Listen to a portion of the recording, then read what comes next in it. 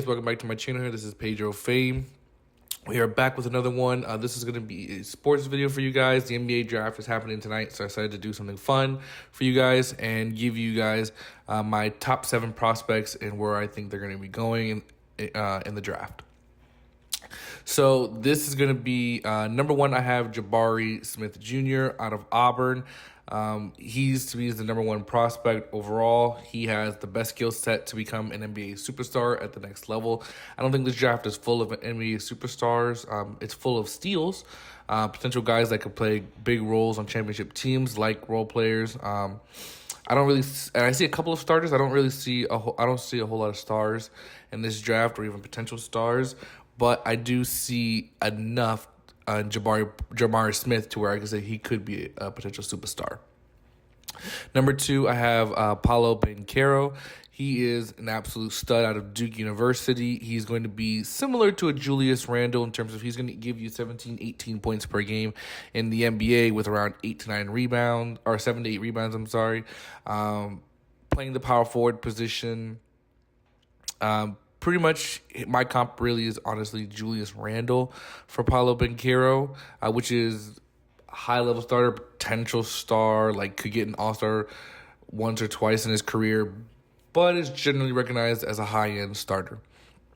Number 3, I have Chet Holmgren. I'm just really, really down on his physique. Really, that's the biggest thing for me that's scaring me about him is his inability to put weight on, and when rough competition came his way, he was unable to do anything with it. He was getting tossed like a rag doll in the NCAA tournament and also against bigger competition like against Duke and things like that. He did have some troubles there. But to be honest with you, he's the biggest boom or bust product. And I do honestly believe that he could end up being a star or end up being a complete bust. But I don't see a superstar like keys to the franchise superstar. I do see like a star though. Number 4, Jaden Ivey. Jaden Ivey, to me, is the one prospect that could become a John Morant similar player, but I think he can shoot a little bit better than John Morant can. But he's in that type of mold where he's more like he could be a John Morant type player, or he can not be. He could just be a high-end bench player. And it's going to be fun to see where he lands.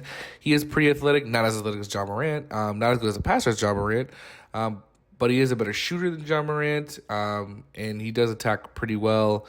Again, though, he is more, to me, as a shooting guard than a point guard than anything. He's more of a Colin Sexton type. That's the other comparison I was looking for. He's really, to me, that's the mold that he fits better.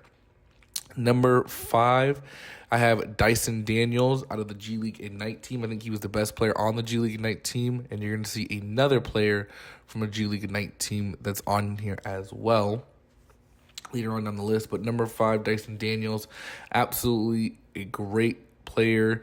I think he does a great job of handling the basketball pretty well, and he's a good combo guard. That's position that he would mostly play. I think he's 6'6" or 6'7". He's pretty tall for his size. He came straight from Australia to play on the G League Ignite team to get good experience against grown men. I know his stats don't really prove that he's a big-time player with only averaging about 11 points per game. But nonetheless, he's still a really good player.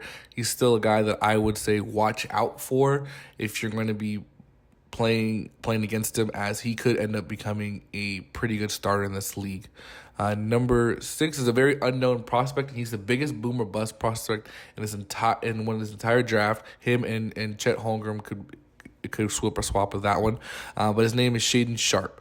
He's an absolute stud. He came out of Dream Christian Academy in Kansas. I believe it was in Kansas is where that school's located at. But he came from the high school scene, spent a semester at Kentucky, was old enough to get into the NBA draft. He did. He didn't end up playing at Kentucky due to the fact that John Calipari didn't want to start him so late and didn't know that he wouldn't be able to play very much, pretty much at the college level. Wanted to play him starting next season. They had that talk, and that's what they agreed was best. But Shaden Sharpe decided to do his own thing, and then after the season, declared for the NBA draft, and is going to stay in it. He should stay in it. He's going to be a top 10 pick. He's an absolute stud. When he was in high school, he was the number 1 overall player.